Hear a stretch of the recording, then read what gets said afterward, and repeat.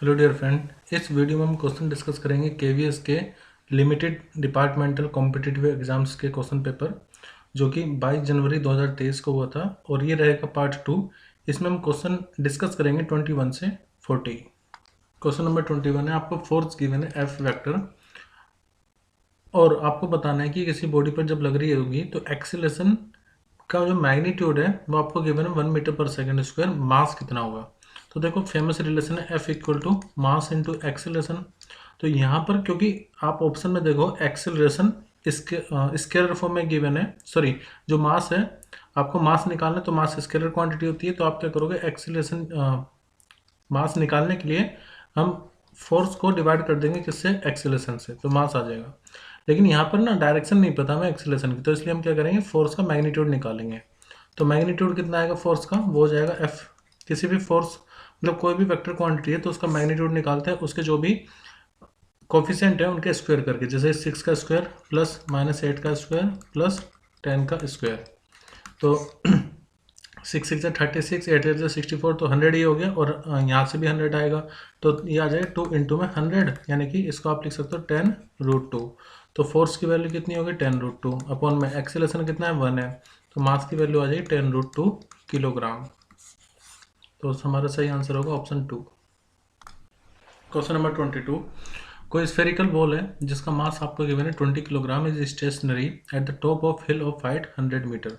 तो मान लेते हैं कि कोई हिल है जो कि ग्राउंड से 100 मीटर की ऊंचाई पर है। अब यहाँ पर इनिशियली बॉल रखी हुई है, it rolls down on the smooth surface of the ground then climbs up another smooth hill of height 30 metre.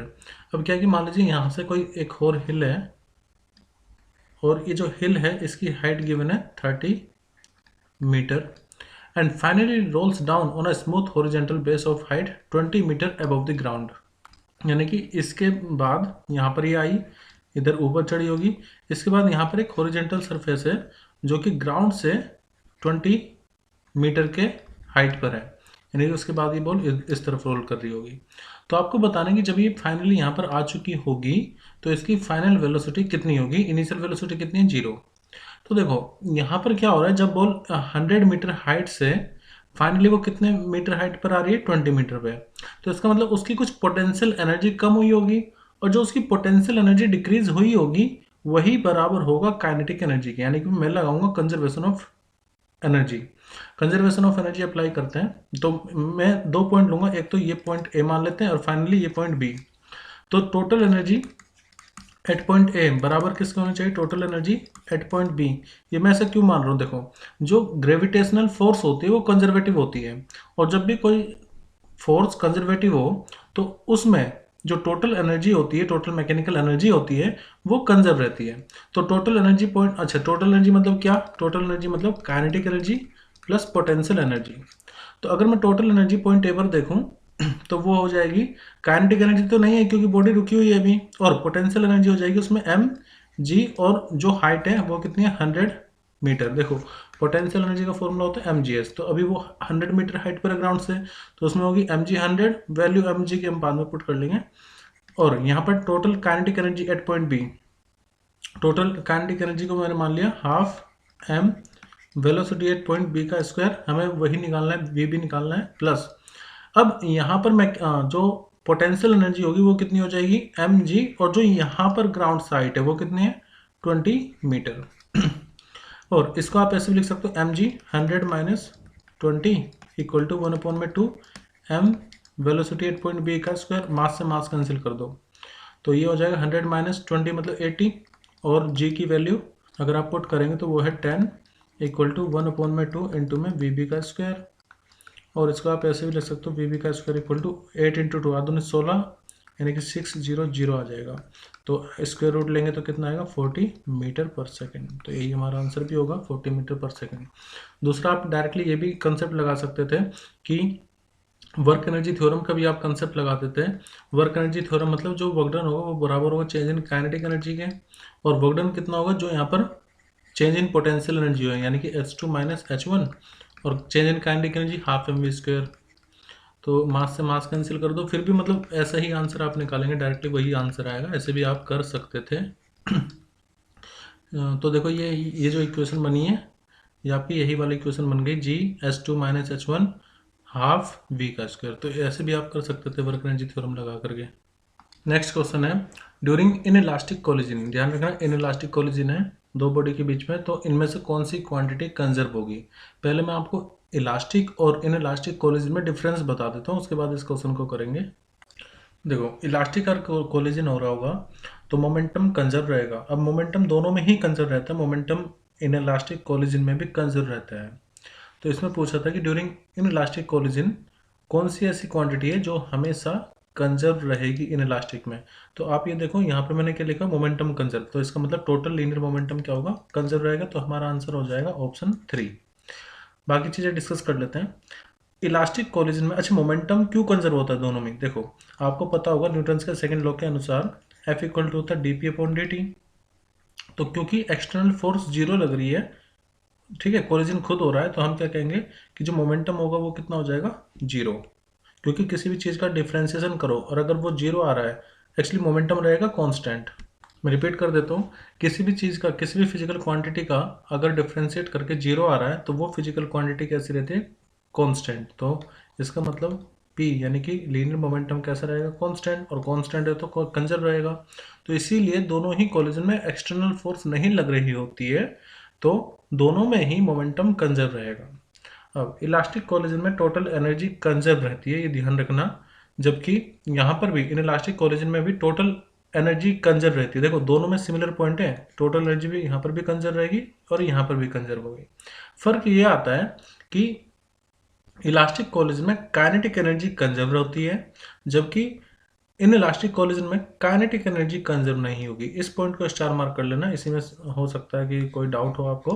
तो दोनों में फर्क मेनली यहीं पर है काइनेटिक एनर्जी का। दोनों में मोमेंटम भी कंजर्व है, टोटल एनर्जी भी कंजर्व होगी, लेकिन काइनेटिक एनर्जी सिर्फ इलास्टिक कोलिजन में कंजर्व होती है। और इसी पर बेस्ड बहुत तरह के कॉम्पिटिटिव एग्जाम्स में क्वेश्चन पूछे जाते हैं।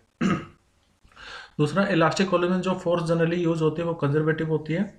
अगर मान लीजिए कोई फोर्स लग रही है, जैसे कोलिजन बिटवीन सब एटॉमिक पार्टिकल इसका एग्जांपल हो जाएगा, और यहाँ पर फोर्स जनरली नॉन कंजर्वेटिव होगी। लेकिन यहाँ पर काइनेटिक एनर्जी क्यों नहीं कंजर्व हुई, इसका रीजन ये है कि कुछ पार्ट ऑफ एनर्जी, जो भी टोटल एनर्जी रही होगी, वो साउंड एनर्जी में, हीट एनर्जी में, लाइट एनर्जी में कन्वर्ट हो जाती है। जैसे मान लो दो व्हीकल टकरा रहे हैं आपस में, तो काफ़ी ज़्यादा साउंड आती है, तो इसका मतलब जो उनमें इनिशियल काइनेटिक एनर्जी रही होगी वो कहीं ना कहीं अब लॉस हो जाती है साउंड एनर्जी में या फिर हीट एनर्जी में। आई होप कि ये दोनों पॉइंट आपको क्लियर हुए होंगे। तो मेनली फर्क कहाँ पर आता है, काइनेटिक एनर्जी में। इलास्टिक कोलिजन में काइनेटिक एनर्जी कंजर्व होगी, इन इलास्टिक में काइनेटिक एनर्जी कंजर्व नहीं होगी। दोनों ही कोलिजन में मोमेंटम और टोटल एनर्जी कंजर्व रहती है।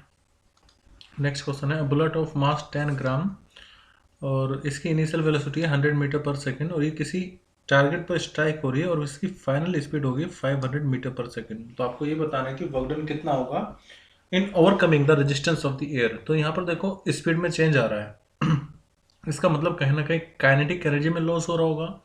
और वर्क एनर्जी थ्योरम ये कहते हैं कि जो वर्क डन होता है वो बराबर होता है चेंज इन काइनेटिक एनर्जी के। तो वर्क डन निकालना तो मैं क्या निकालूंगा, चेंज इन काइनेटिक एनर्जी। इसका मतलब ये हो गया वर्क डन इक्वल टू हो जाएगा हाफ एम वी फाइनल का हम क्या करेंगे, वी इनिशियल में से, मतलब यहाँ पर इनिशियल ले रहा हूँ, -1/2 वी फाइनल का स्क्वायर, क्योंकि इनिशियल ज़्यादा है और ये फाइनल यहाँ पर कम स्पीड है, तो आप हायर माइनस लोअर कर सकते हैं। अब 1/2 तो कॉमन आ जाएगा। वी इनिशियल कितनी है, वो है 1000 मीटर पर सेकंड, तो इसको आप लिख लीजिए 10⁻3, और इसका क्या होगा, स्क्वायर होगा यहाँ पर, माइनस फाइनल स्पीड कितनी है, 5 × 10⁻², और ये हो जाएगा उसका स्क्वायर। ठीक है, मैंने क्या करा, 500 को 5 × 10⁻² लिख लिया है। अब आप ये देखिए कि यहाँ से 1/2 m की वैल्यू कितनी है, चलो m की वैल्यू भी थोड़ी देर में रखते हैं। यहाँ पर टोटल पावर कितनी हो जाएगी, 3 दूनी 6 माइनस 5 5 से 25 और 10⁻4। जो मैक्सिमम पावर है उसको बाहर निकाल लेंगे। 1/2 मास कितना है, 10 है, अपॉन में 1000, क्योंकि हम इसको ग्राम को किलोग्राम में चेंज कर रहे हैं। यहाँ से मैं लूँगा 10⁻4 कॉमन, यहाँ पर बचेगा 10⁻2 माइनस के 25, या फिर ये बचेगा 100 माइनस 25 जो कि आएगा 75। तो हमें मिलेगा 75 अपॉन में 2 इंटू, आप ये देखो 10⁻5 हो गया और 10⁻3 यानी कि 10⁻2। तो 75 का आधा कितना हो जाएगा 37.5 और 10 के स्क्वायर यानी कि 100 से मल्टीप्लाई करोगे तो आपका आंसर आएगा 3750 जूल, यानी कि ऑप्शन सेकंड सही रहेगा। नेक्स्ट है if stretch in a spring of force constant K is double then the ratio of elastic potential energy कितनी होगी। देखो यहाँ पर के को डबल नहीं कर रहे हैं, यहाँ पर स्ट्रेच को डबल कर रहे हैं। इसका मतलब पोटेंशियल एनर्जी का फॉर्मूला होता है हाफ के एक्स का स्क्वायर।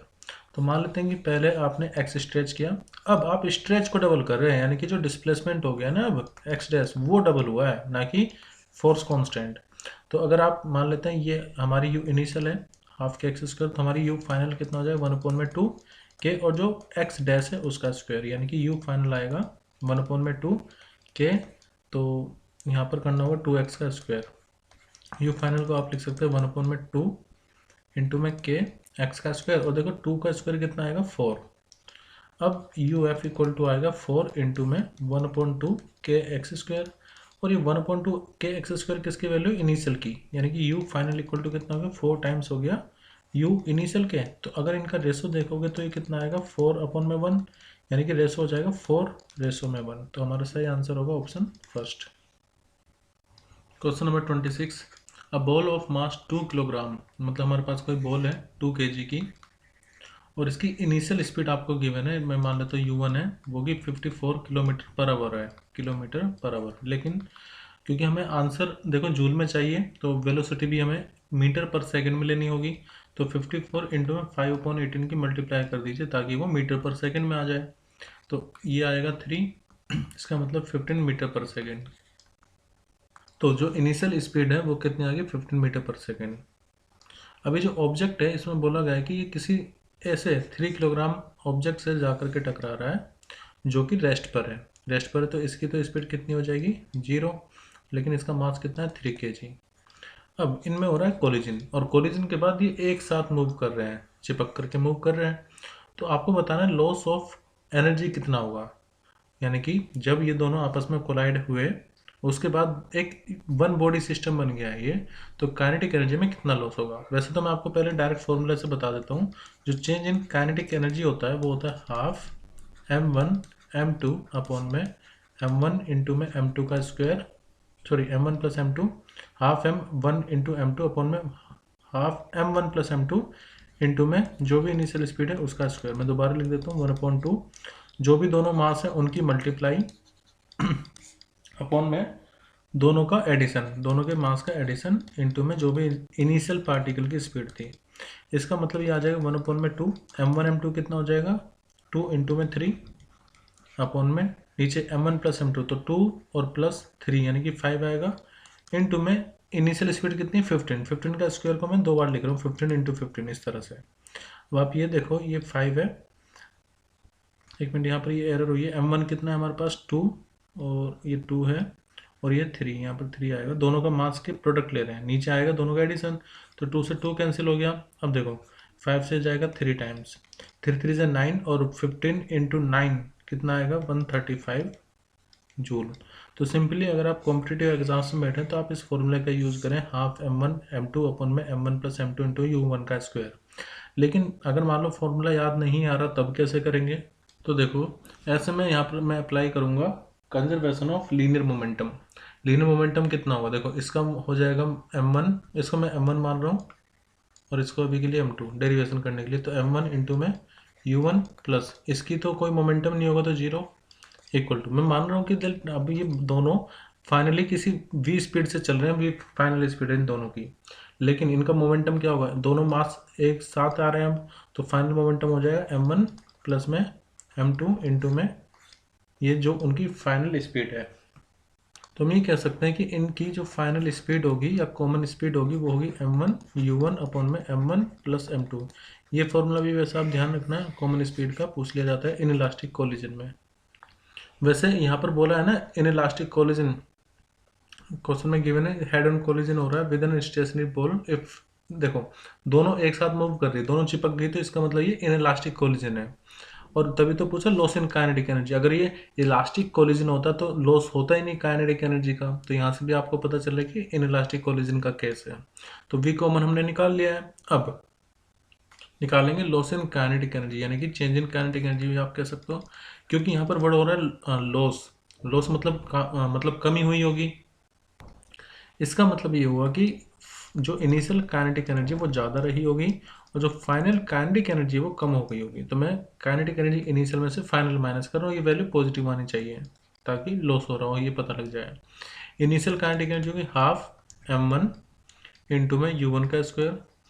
और देखो ये तो ऑब्जेक्ट रेस्ट पर है ना, तो इसकी तो काइनेटिक एनर्जी जीरो होगी, माइनस फाइनल काइनेटिक एनर्जी होगी हाफ इन दोनों का मास इंटू में इनकी वेलोसिटी। तो इन दोनों का मास कितना है m1 और प्लस में m2 इंटू में v कॉमन कितना वो है m1 u1 अपॉन में m1 प्लस m2 और इसका स्क्वायर करेंगे। अब देखिए ये इसको आप ऐसे चीज़ लिख लो 1/2 m1 u1 का square minus 1/2 m1 plus m2 और यहाँ पर देखो m1 प्लस m2 का होल स्क्वायर, तो इसको लिख लो m1 प्लस m2 का होल स्क्वायर और u1 का स्क्वायर। अभी क्या होगा, एक पावर से एक पावर कैंसिल आउट हो जाएगा, m1 plus m2 cancel out हो गया, तो 1/2 m1 u1 का स्क्वायर माइनस 1/2 और ये u1 का स्क्वायर अपॉन में m1 प्लस m2। कुछ कॉमन दिख रहा है आपको, तो 1/2 m1,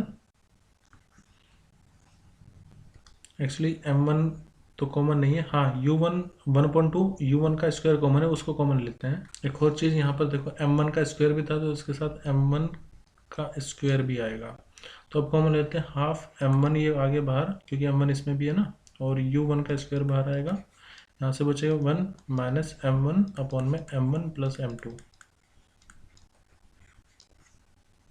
अब अगर आप एलसीएम लोगे तो 1/2 m1 u1 का स्क्वायर और ये हो गया m1 plus m2 minus m1 upon में m1 प्लस m2 और m1 से m1 कैंसिल कर दो, तो ये आ जाएगा 1/2 m1 m2 इंटू में u1 का स्क्वायर अपॉन में m1 प्लस m2। तो सीधा ये फॉर्मूला ही कैसे याद रखना, डेरिवेशन हम नहीं करेंगे एग्जाम्स में। तो काइनेटिक एनर्जी या लॉस इन काइनेटिक एनर्जी का फॉर्मूला कितना हो जाएगा, हाफ रिड्यूस मास कह सकते हो, क्योंकि रिड्यूस मास का भी तो फॉर्मूला ये होता है m1 m2 अपॉन में m1 प्लस m2, तो दोनों का जो कंबाइंड मास है इंटू में u1 का स्क्वायर। क्वेश्चन नंबर 27, कोई पर्सन है जिसका खुद का वेट है 80 kg, सॉरी ये इसका मास है, और lifts a mass of 40 kilogram to the roof of a building of 15 metre high. अब मान लो यहाँ पर कोई बिल्डिंग है और इस बिल्डिंग पे ये मान लो कैसे भी जा रहा हो, लिफ्ट से, या लिफ्ट से तो खैर नहीं, सीढ़ी से मान लो जा रहा है, और कितनी हाइट पर जा रहा है, वो जा रहा है 15 मीटर की हाइट पर, ठीक है। अब वो खुद भी ऊपर चढ़ रहा है और उसके हाथ में लगभग 40 किलोग्राम का मास भी है, तो आपको बताने की 60 सेकंड में जो पावर स्पेंड हुई है वो कितनी होगी। तो पावर का दो फॉर्मूला होता है, एक तो power equal to force into में वेलोसिटी। सिंस वेलोसिटी हमें नहीं पता तो हम दूसरा फॉर्मूला अप्लाई करेंगे पावर का, जो कि होता है वर्क डन अपॉन में टाइम टेकन। अब ये जब पर्सन ऊपर जा रहा है तो इसने कुछ वर्क डन किया होगा, और जो इसने वर्क डन किया होगा वो बराबर होगा इसकी जो पोटेंशियल एनर्जी में चेंज आया होगा अपॉन में टाइम। अब देखो पोटेंशियल एनर्जी इसकी कितनी चेंज हुई होगी, जो इसमें पोटेंशियल एनर्जी आई होगी इसका मतलब एम जी इंटू में पोटेंशियल एनर्जी का फॉर्मूला होता है ना mg h, यहाँ पर h हम कितने लेंगे 15 माइनस 0, क्योंकि ग्राउंड में तो इसकी कोई पोटेंशियल एनर्जी नहीं रही होगी, अपॉन में टाइम से डिवाइड करेंगे, तो पावर इक्वल टू, अब m हम टोटल लेंगे क्योंकि ये पर्सन मास तो उठा रहा है, इस जो भी सामान है उसको तो उठा रहा है, लेकिन अपने वजन को भी तो ऊपर लेके जा रहा होगा, तो हम मास यहाँ पर दोनों का मास कंसिडर करेंगे यानी कि 80 प्लस 40 ये हो गया टोटल मास, मल्टीप्लाई में जी की वैल्यू 10 गिवन है और हाइट हमें गिवन है 15, और इसको डिवाइड कर दीजिए टाइम 60 से, तो पावर इक्वल टू ये हो गया 120 इंटू में 10 इंटू में 15 अपॉन में 60, तो ये इसका डबल होता है, तो 15 दूनी 30, 300 आ जाएगा यहाँ पर 300 वाट, यानी कि ऑप्शन 3 सही होगा। क्वेश्चन नंबर 28 है, two balls of unequal masses collide elastically, दो अनइक्वल मासेस हैं जो कि इलास्टिकली कोलाइड हो रहे हैं, तो आपको बताना है इनमें से कौन सी फिजिकल क्वांटिटी कंजर्व रहेगी। अभी थोड़ी देर पहले ही हम डिस्कस कर रहे थे कि इलास्टिक कोलिजन में क्या क्या चीज़ें कंजर्व रहती हैं, तो आप ये देखो कि मोमेंटम कंजर्व रहता है, टोटल एनर्जी कंजर्व रहती है और काइनेटिक एनर्जी भी कंजर्व रहेगी। तो इस हिसाब से हम कह सकते हैं कि टोटल काइनेटिक एनर्जी कंजर्व रहेगी टोटल लीनियर मोमेंटम भी कंजर्व रहेगा। तो ए और बी तो बिल्कुल सही है। अब आप बस उस ऑप्शन पे जाओ जिसमें ए भी आ रहा हो और बी भी एक साथ आ रहे हो। तो आप ये देखो, ऐसा कोई ऑप्शन नहीं जिसमें ए और बी एक साथ आ रहे हैं, सिर्फ फर्स्ट ऑप्शन है ए और बी वाला। तो यही हमारा करेक्ट आंसर भी होगा। ईच बॉल की वेलोसिटी चेंज हो जाएगी और काइनेटिक एनर्जी, क्योंकि वेलोसिटी चेंज होगी तो काइनेटिक एनर्जी भी चेंज होगी। मतलब सी और डी एक साथ आने चाहिए थे, लेकिन ए भी तो सही ऑप्शन होना चाहिए था, तो ए और बी वाला हम चूज करेंगे। वैसे हर एक बॉल की, जो भी बॉल है उसकी वेलोसिटी और काइनेटिक एनर्जी चेंज हो जाएगी, कंजर्व नहीं रहेगी। क्वेश्चन नंबर 29, आपको एक तरफ लिस्ट दी हुई है 1 जिसमें कि ऑब्जेक्ट गिवन है, और लिस्ट 2 में उनका मोमेंट ऑफ इनर्शिया गिवन है। तो आपको बताना है कि कौन सा आंसर सही होगा। वैसे मैं आपको कुछ बॉडी के पहले मोमेंट ऑफ इनर्शिया बता देता हूँ। जैसे अगर कोई रिंग है, ठीक है, तो रिंग का जो मोमेंट ऑफ इनर्शिया होता है, ऐसी मैं जितने भी मोमेंट ऑफ इनर्शिया आपको अभी बताऊंगा वो सब सेंटर एक्सिस से पास हो रहे होंगे। तो आई इक्वल टू रिंग के लिए होता है mr²। अगर मान लीजिए कोई डिस्क है और एक्सिस जा रही है उसके सेंटर से, तो डिस्क के लिए मोमेंट ऑफ इनर्शिया होता है 1/2 mr²। ठीक है।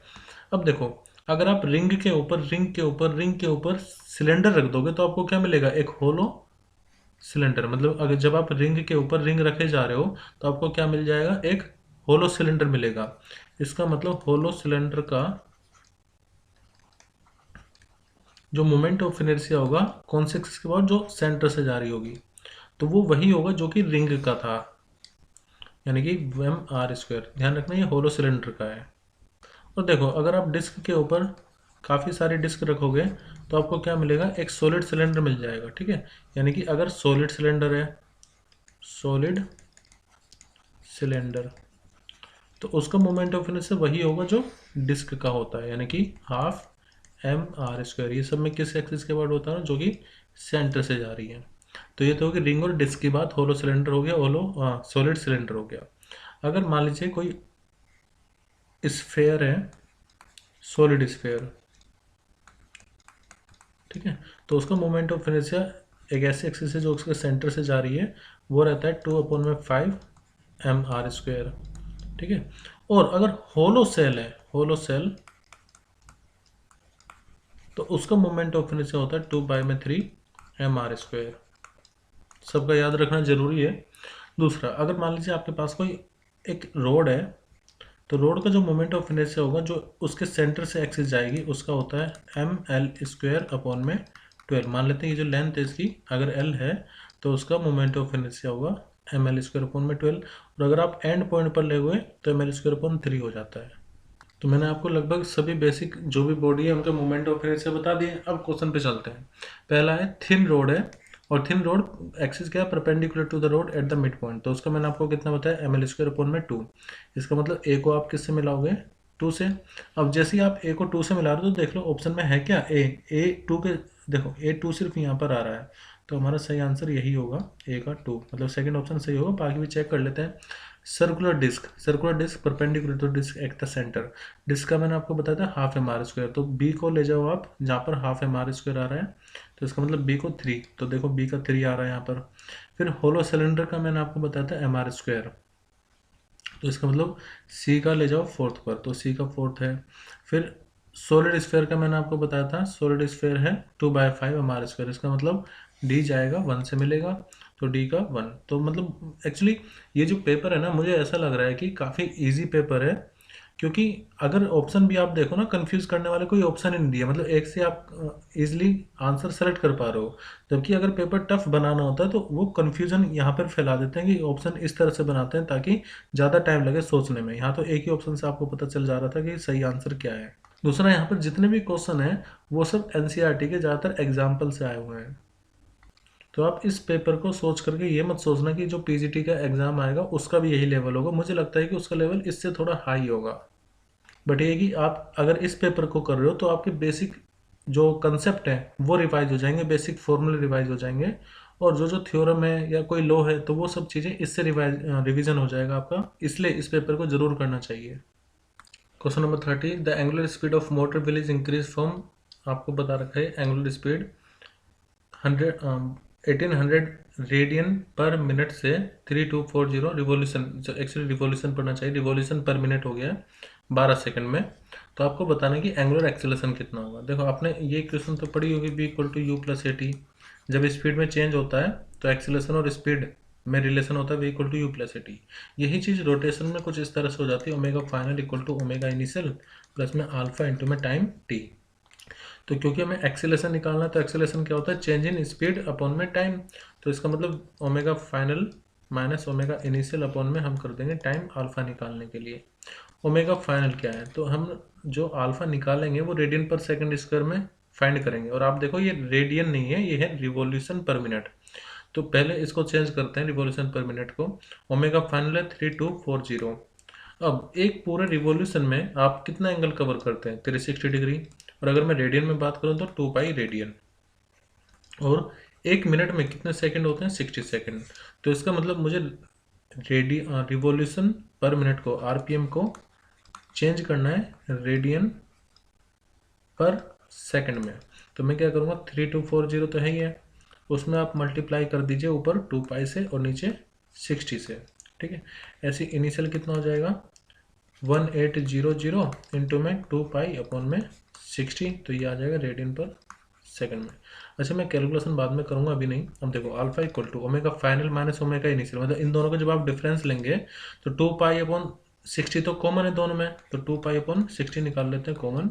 ये हो जाएगा 3240 माइनस के 1800 और इसको डिवाइड कर देंगे हम कितने से, 12 से। तो जब आप इसको सोल्व करोगे पाई मत हटाना, पाई को एज इट इज रहने देना। देखो 3240 माइनस 800 1800 ये आएगा 144 144 अपॉन में 12 इंटू में 2 पाई अपॉन में 60। और ये आप करोगे तो आपको मिलेगा 12, 12 इंटू 12 144 होता है। एक्चुअली यहाँ पर एक जीरो हो रहेगा 1440। अब ये हो गया 12 का 120 और 60 इंटू 2 120। इसका मतलब ये आ जाएगा 2 इंटू में 2 मतलब 4 पाई। तो हमारा आंसर आएगा 4 पाई रेडियन पर सेकंड स्क्वायर। नेक्स्ट क्वेश्चन है, आपको 3 मार्क्स गिवन है 5, 3 एंड 2 और आपको बताना है कि सेंटर ऑफ मास कितना होगा। तो देखो सेंटर ऑफ मास का फॉर्मूला होता है XCM equal to m1 x1 plus m2 x2 plus m3। जितनी मास हो ना उसकी जो मास है और उसका जो पोजीशन है ओरिजिन के रेस्पेक्ट में उनकी मल्टीप्लाई करके ऐड करके उसको जितने भी मास है उन सबसे डिवाइड कर देंगे। और ऐसी y कोऑर्डिनेट यानी कि y सेंटर ऑफ मास आप लिख सकते हैं m1 y1 plus m2 y2 plus m3 y3 upon में आ जाएगा m1 plus m2 plus m3। पहले मैं ये फाइंड कर लेता हूँ तीनों मास का समेशन कितना होगा, m1 plus m2 plus m3। तो 3 और 2 5, 5 और 5 10, यानी कि टोटल मास कितना आ जाएगा 10 kg। m1 plus m2 plus m3 की वैल्यू 5 और 2 7 और 3 10 आ गया। अब इनकी ना लोकेशन देख लेते हैं, मतलब इनके कोऑर्डिनेट्स लिख लेते हैं। तो देखो यहाँ से यहाँ तक ये है 2 मीटर या जो भी यूनिट है 2 गिवन है, और यहाँ से यहाँ तक कितना है 1। पहले मैं आपको एक इक्विलेटरल ट्रायंगल की बेसिक प्रॉपर्टी बता देता हूँ। देखो यहाँ पर भी 2 जा रहा है, तो एक्चुअली ये एक इक्विलेटरल ट्रायंगल है। देखो इक्विलेटरल शायद हम नहीं कह पाएंगे क्योंकि यहाँ पर गिवन नहीं है। तो एक काम करते हैं, हमें ये तो पता है, देखो अगर ये 5 किलोग्राम है ओरिजिन पे तो इसका कोऑर्डिनेट तो 0,0 हो जाएगा। ये 2 किलोग्राम यहाँ से 2 मीटर की दूरी पर है, 2 जो भी यूनिट है 2 यूनिट की दूरी पर है, तो इसका मतलब इसका एक्स कोऑर्डिनेट तो 2 हो गया और वाई कोऑर्डिनेट रहेगा 0। और जो 3 किलोग्राम मास है आप यहाँ से देखो तो ये 1 है, तो एक्स कोऑर्डिनेट 1 और जो हाइट है वो है 2। तो एक्चुअली मैं इक्विलेटरल ट्रायंगल नहीं बोल पाऊंगा, इस हिसाब से हमने 3 किलोग्राम का भी कोऑर्डिनेट निकाल लिया, 1 और 2 ये गिवन है। अब सबकी वैल्यू रख देते हैं, तो एक्स सी एम आएगा m1 कितना है, मैं इसको m1 मानूंगा, इसको m2 और इसको m3। तो m1 कितना है 5, उसका एक्स कोऑर्डिनेट कितना है 0, प्लस m2 कितना है 2 और उसका एक्स कोऑर्डिनेट कितना है 2, प्लस में m3 कितना है 3 और इसका एक्स कोऑर्डिनेट कितना है 1 अपॉन में मास कितना है टोटल मिलाकर के 10। तो एक्स सी एम कितना आएगा 2 2 जा 4 प्लस 7 अपॉन 10। इसका मतलब एक मिनट ये 3 है, एक्चुअली माइंड इतना तेज चलता है कभी कभी तो वो पहले ही कर देता आगे क्या आने वाला है। तो 4 प्लस 3 कितना आएगा 7 अपॉन में 10 यानी कि 0.7। और अगर मैं y कोऑर्डिनेट निकालूं तो y कोऑर्डिनेट m1 कितना है 5 है, लेकिन उसका y कोऑर्डिनेट कितना है 0। तो m1 यानी कि 5 उसका y coordinate 0 plus m2 y2 तो ये है 2, लेकिन इसका भी y कोऑर्डिनेट कितना है 0 प्लस में m3y3, तो 3 इंटू में उसका y कोऑर्डिनेट कितना है 1 है, डिवाइडेड बाय यहाँ पर टोटल मास कितना है 10।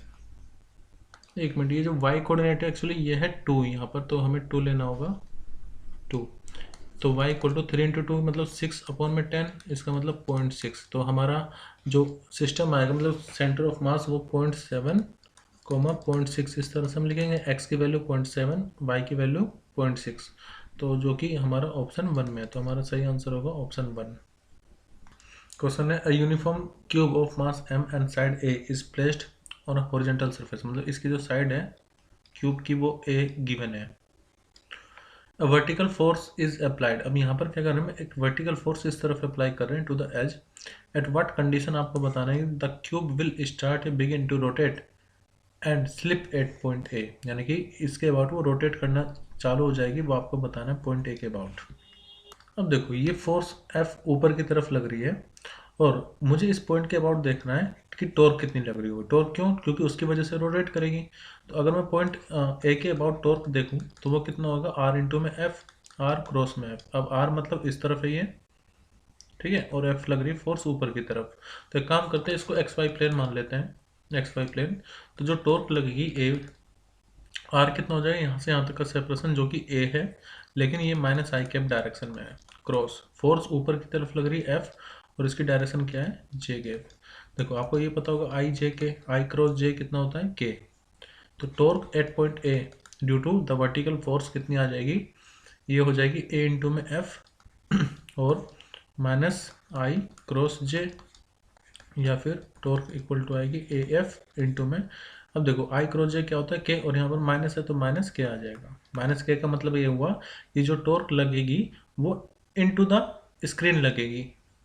तो इसका मतलब इस वर्टिकल फोर्स की वजह से, इस वर्टिकल फोर्स की वजह से जो टॉर्क लग रही होगी वो इनटू द स्क्रीन लगेगी अंदर की तरफ, ठीक है, क्योंकि माइनस के कैप आ रहा है। अब देखो ये जो ऑब्जेक्ट है इसका वेट भी तो होगा, तो इसका जो वेट होगा डब्लू, देखो वेट हम लेंगे सेंटर ऑफ मास पर, तो ये होगा डब्लू जो कि होगा M G, centre of mass मतलब इसके आधे पॉइंट पर। अब ये फोर्स नीचे की तरफ है तो इसकी वजह से टॉर्क ड्यू टू वेट वो कितना होगा, आर क्रॉस एफ अगेन। अब इसके लिए अगर आप आर देखोगे तो ए पॉइंट से जहाँ पर फोर्स लग रही है उसके बीच का डिस्टेंस हमें लेना है, ये वाला डिस्टेंस, तो वो कितना हो जाएगा, जो भी साइड है उसका हाफ, यानी कि a/2 डायरेक्शन रहेगी माइनस आई कैप क्रॉस। जो फोर्स है वो नीचे की तरफ है, यानी कि एम जी वेट नीचे की तरफ है, तो उसकी डायरेक्शन क्या हो जाएगी माइनस के जे कैप। इसका मतलब एम जी a/2 ये तो हो गया मैग्नीट्यूड, और डायरेक्शन आएगी माइनस माइनस प्लस, आई क्रॉस जे क्या होता है के होता है। तो आप ये देखो कि दोनों फोर्स जो दोनों टॉर्क हैं वो दोनों अपोजिट डायरेक्शन में लग रही है, ठीक है। तो ये बॉडी, अभी बॉडी कब रोटेट करेगी, देखो जब आप ये जो वर्टिकल फोर्स लगा रहे हो इसकी वजह से टॉर्क है, यानी कि टॉर्क ड्यू टू फोर्स ए या ड्यू टू फोर्स एफ कह सकते हैं। अगर ये वैल्यू ज़्यादा है किसकी वजह से, जो टॉर्क वेट की वजह से आ रही है, तो उस केस में ये रोटेट करेगी। अब टी एफ कितना है हमारे पास, मतलब टॉर्क ड्यू टू एफ है हमारे पास ए एफ, ठीक है, और it must be greater than M G a/2। तो ए से ए कैंसिल अगर मैं कर दूँ तो फोर्स की वैल्यू किससे ग्रेटर होनी चाहिए, mg/2 से, ताकि वो बॉडी वहाँ पर रोटेट कर जाए। तो हमारा सही आंसर होगा ऑप्शन 2।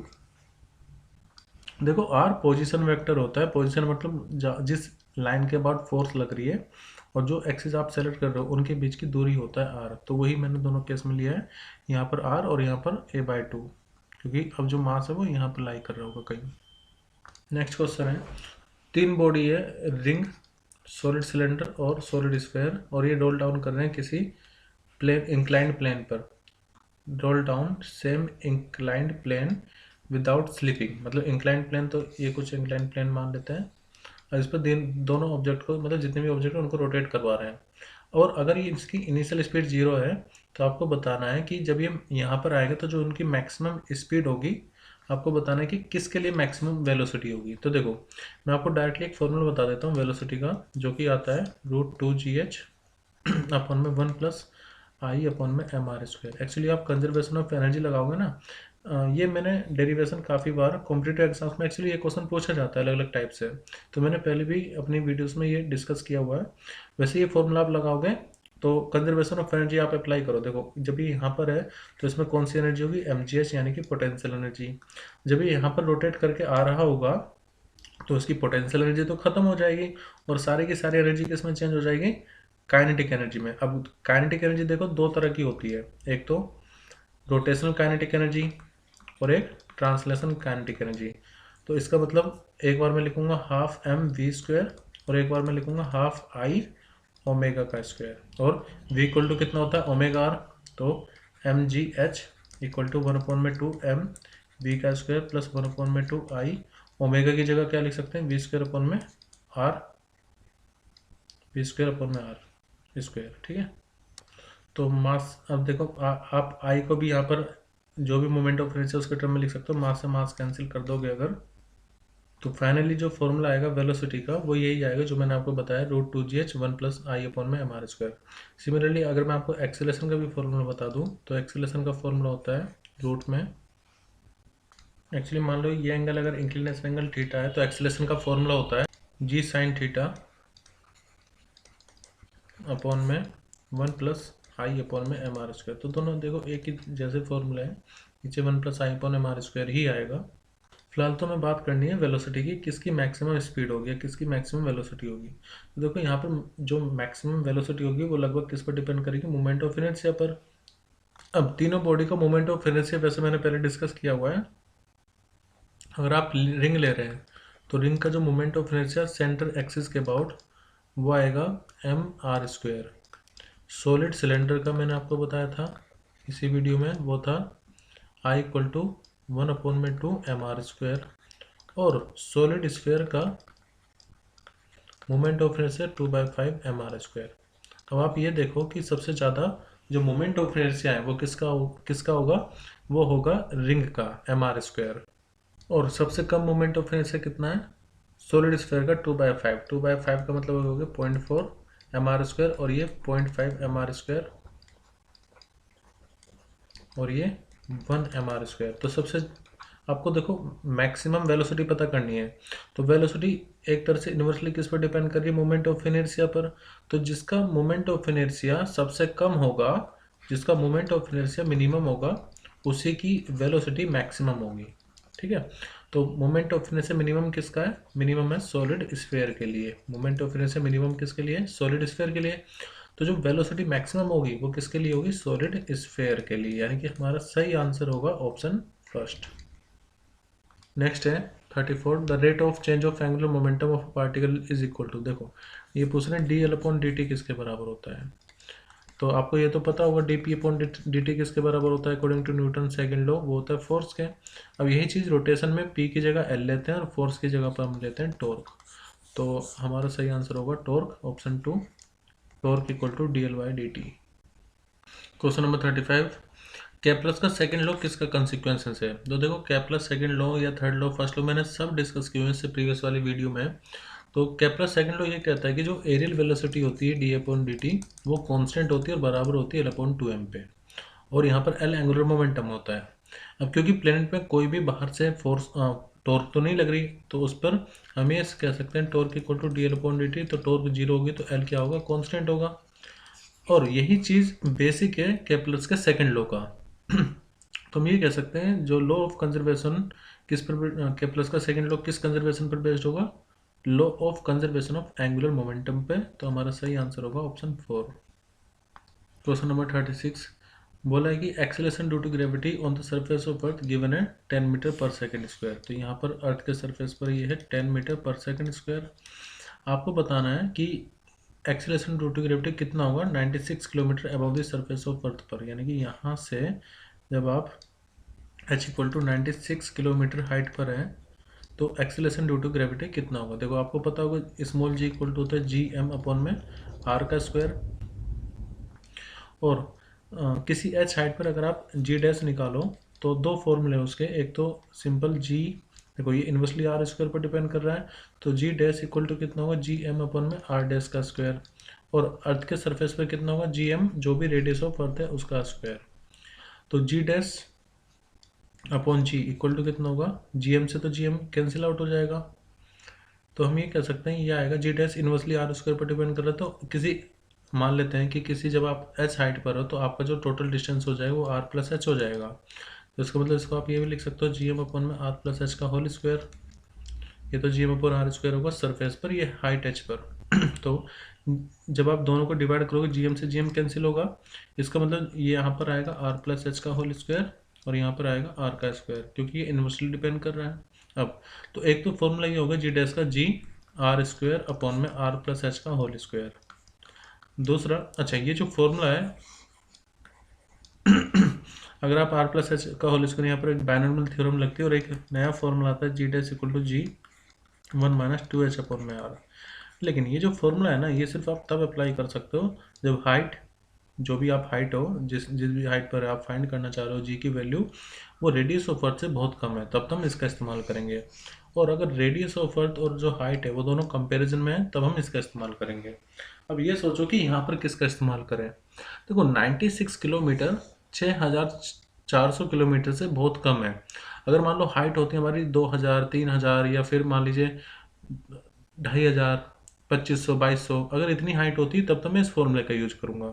लेकिन 96 किलोमीटर 6400 से बहुत कम है, तो इसलिए मैं इस फॉर्मूले को यूज करूंगा यहाँ पर। तो जी डैश इक्वल टू जी कितना है 10 है, 1 - 2 हाइट कितनी है 96 अपॉन में रेडियस ऑफ अर्थ कितना है 6400 किलोमीटर। ठीक है। अब क्योंकि हम जो यहाँ पर ये भी किलोमीटर में ये भी किलोमीटर में, तो चेंज करने की कोई आवश्यकता नहीं होगी। जब आप इसको सोल्व करोगे तो आंसर आएगा 0.97 और जी, तो हमारा सही आंसर होगा ऑप्शन 4। तो बस आपको ये सोचना है कि फॉर्मूला कौन सा लगाएंगे एच हाइट पर। अगर आप डी डेप्थ पर हो तब के लिए फॉर्मूला होता है G dash equal to G 1 - D upon में आर। और एक और रिलेशन होता है डी इक्वल टू 2h, मतलब जब आप किसी डी डेप्थ पर जा रहे हो और एच हाइट पर जा रहे हो तो same acceleration due to gravity तब मिलेगा जब डी की वैल्यू 2h के इक्वल होगी। क्वेश्चन नंबर 37 आपको बता रखा है कि दो प्लेनेट है जिनका मास है 3/4। तो मान लेते हैं ये m1 है और इसका मास थोड़ा ज़्यादा लेंगे, रेडियस भी ज़्यादा है उसका m2। तो m1 upon m2 equal to है 3/4 के, और लेट इसका रेडियस है r1 और इसका रेडियस है r2। तो r1 अपॉन r2 की भी वैल्यू गिवन है 2 अपॉन में 3। अभी थोड़ी देर पहले मैंने आपको बताया था कि एक्सीलरेशन ड्यू टू ग्रेविटी का फॉर्मूला होता है जी एम अपॉन में आर का स्क्वायर, जो भी रेडियस है उसका स्क्वायर। तो अगर मैं इसके लिए जी लिखूंगा तो जी1 वो आएगा जी m1 अपॉन में r1 का स्क्वायर, और यहाँ पर आएगा G two equal to G m2 upon में r2 का स्क्वायर। तो हमें तो जी1 अपॉन जी2 निकालना है, एक्सीलरेशन ड्यू टू ग्रेविटी का रेशियो फाइंड करना है। The acceleration due to gravity on the planet are in the ratio. तो इसका मतलब इन दोनों को आप डिवाइड करोगे तो जी m1 अपॉन में r1 का स्क्वायर डिवाइड में जी m2 अपॉन में r2 का स्क्वायर। तो देखो जी से जी कैंसिल कर दो, ये आ जाएगा m1 अपॉन में m2 और ये r2 ऊपर जाएगा तो r2 अपॉन में r1 का स्क्वायर। अब m1 अपॉन m2 कितना है, वो है 3 अपॉन में 4 इंटू में r2 अपॉन r1 कितना हो जाएगा, तो r2 अपॉन r1 हो जाएगा 3 अपॉन में 2 का स्क्वायर। तो देखो ये आ जाएगा 3 इंटू में 3 का स्क्वायर मतलब 9 अपॉन में 4 इंटू 2 का स्क्वायर 4। तो 2 2 जा 4, ये 27 अपॉन में 16। तो हमारा सही आंसर होगा ऑप्शन 2 27/16। क्वेश्चन नंबर 38 है the mass of earth is 9 times the mass of planet. तो मान लेते हैं यहाँ पर ये अर्थ है और कोई दूसरा प्लेनेट है, और हमें गिवन है कि जो मास ऑफ अर्थ है me वो 9 टाइम्स है मास ऑफ प्लेनेट के। इसके अलावा आपको गिवन है जो रेडियस ऑफ अर्थ है वो है 6400 किलोमीटर, और जो रेडियस ऑफ प्लेनेट है वो है 3200 किलोमीटर। इसका मतलब देखो रेडियस ऑफ अर्थ, इसको मैं ऐसे लिख सकता हूँ ना 2 इंटू में 3200 किलोमीटर, क्योंकि ये कितना आ जाएगा फिर से 6400। तो radius of earth equal to कितना होगा 2 टाइम्स, अब 3200 किलोमीटर है रेडियस ऑफ प्लेनेट, तो मैं ये कह सकता हूँ कि जो रेडियस ऑफ अर्थ है वो 2 टाइम्स है रेडियस ऑफ प्लेनेट के। ठीक है। मास कितना है 9 गुना और रेडियस कितना है अर्थ का 2 गुना। अब बोला गया है कि कोई ऑब्जेक्ट है जिसका वेट है 180 न्यूटन, कहाँ पर? सरफेस ऑफ अर्थ पर। तो आपको बताना उसका वेट सरफेस ऑफ प्लेनेट पर कितना होगा। तो देखो, जब आप अर्थ के सरफेस पर हो तो उसका वेट कितना है? 180 न्यूटन, 180 न्यूटन। और ये किसके बराबर होगा? m इंटू में g के। या फिर इसको आप ऐसे भी लिख सकते हो, m की वैल्यू नहीं पता, g को आप ये लिख सकते हैं ना, जी एम अपॉन में जो भी रेडियस है अर्थ का उसका स्क्वायर, ये मास ऑफ अर्थ, ये रेडियस ऑफ अर्थ, क्योंकि स्मॉल जी और कैपिटल जी में रिलेशन क्या होता है? जी एम अपॉन में आर का स्क्वायर। तो इसलिए मैंने क्या करा, स्मॉल जी को लिख लिया जी एम ई अपॉन में आर ई का स्क्वायर। अब अगर मैं यहाँ पर वेट देखूँ, मतलब प्लेनेट पर जो उसका वेट होगा वो बराबर किसके होगा? मास तो सेम होगा दोनों ही जगह पर, लेकिन यहाँ पर हम लेंगे जीपी, यानी कि gravitational acceleration on the planet. तो डब्ल्यू पी इक्वल टू आएगा m इंटू में जीपी को आप क्या लिखेंगे? जीपी को आप लिखेंगे जी, ये तो कहीं पर भी आप चले जाओ कैपिटल जी तो सेम रहता है। यहाँ पर मास ऑफ प्लेनेट और यहाँ पर रेडियस ऑफ द प्लेनेट, इसका स्क्वायर। एक्चुअली मुझे ये फाइंड करना है कि वेट ऑफ, मतलब वेट ऑफ ऑब्जेक्ट प्लेनेट पर कितना होगा, अगर मुझे 180 न्यूटन पहले से पता है तो अर्थ पर। अब इसको हम ऐसे लिख सकते हैं m इंटू में जी। आप ये देखिए कि मास ऑफ प्लेनेट कितना है, वो है M E equal to 9 M P है, तो आप ये लिख सकते हैं ना, एम पी इक्वल टू कितना हो जाएगा? 1 में 9 टाइम्स मास ऑफ अर्थ। तो यहाँ पर मैं लिख रहा हूँ 1 में 9 इंटू में मास ऑफ अर्थ। दूसरा नीचे आर पी का स्क्वायर, तो आर पी को रेडियस ऑफ अर्थ के टर्म में अगर मैं लिखूँ तो वो 1 में 2 आर ई है। तो इसका मतलब आर पी को आप लिखेंगे आर ई अपॉन में, देखो आर ई अपॉन 2 आएगा, उसका स्क्वायर करेंगे 4 हो जाएगा, बाद में मैं करके दिखा देता हूँ स्टेप वो। तो ये कितना आएगा? 2 2 जा 4, तो 4 जाएगा ऊपर, 4 यहाँ पर आ गया। जी इंटू में स्मॉल m इंटू में mass of earth M E upon में 9 और यहाँ पर आर ई का स्क्वायर। अब आप ये देखिए कि क्या हमें इसकी वैल्यू पता है? G M E upon R square. तो देखो G M E M upon R E का स्क्वायर की वैल्यू कितनी है? 180, यानी कि ये क्या है? ये आ गया weight of the object on the earth. तो इतना पोर्शन क्या है? Weight of the object on the earth. तो डब्ल्यू पी इक्वल टू आ गया 4 अपॉन में 9 weight of the object on the earth, और 4 अपॉन में 9 अर्थ पर उस ऑब्जेक्ट का मास कितना था? 180 न्यूटन। तो आप ये देखिए कि 9 इंटू 2 18 होता है, तो यहाँ पर आएगा 20, और 20 इंटू 4 यानी 4 दूनी 8, तो 80 न्यूटन। तो उस प्लेन पर जो उसका मास हो जाएगा 80 न्यूटन हो जाएगा। क्वेश्चन नंबर 39 है, द एस्केप स्पीड आपको गिवन है अर्थ पर। देखो पहले मैं आपको एस्केप स्पीड का फॉर्मूला बता देता हूँ, जो कि होता है √2 जी एम अपॉन में आर, ठीक है, या फिर √2 जी आर। आगे अब ये अर्थ पर है, आगे बोला है कि if the radius of the planet be half the radius of the earth, मतलब हमारे पास कोई दूसरा प्लेनेट है और इस प्लेनेट का जो रेडियस है आर पी में मान लेता हूँ, वो हाफ है रेडियस ऑफ अर्थ के, ठीक है। If the radius of planet be half of the radius of earth, और जो उसका मास है एम पी मैं मान लेता हूँ वो है 1/8 ऑफ द मास ऑफ अर्थ के। अब हमें फाइंड करना है कि एस्केप स्पीड कितनी होगी इस प्लेनेट के लिए। तो देखो यहाँ पर मुझे कौन सा फॉर्मूला एस्केप स्पीड का लगाना चाहिए? जी एम अपॉन में आर या फिर जी आर √2 जी आर। तो देखो स्मॉल जी के बारे में वैसे कोई जानकारी नहीं है, तो इसलिए मैं इस फॉर्मूले को अप्लाई करूंगा, क्योंकि मास के बीच में भी रिलेशन है और रेडियस के बीच में भी रिलेशन गिवन है। तो वी ई ये तो अर्थ पर होगी एस्केप स्पीड, अगर मैं यहाँ पर देखूँ उस प्लेनेट पर तो वो होगी √2 जी तो दोनों तरफ सेम रहेगा, mass of the planet upon में रेडियस ऑफ दिस प्लेनेट। और अगर मुझे देखो मुझे अर्थ के ऊपर पता है 12 है, प्लेनेट पर निकालना है, तो एक काम करते हैं दोनों में रिलेशन फाइंड कर लेते हैं वीपी और वी में।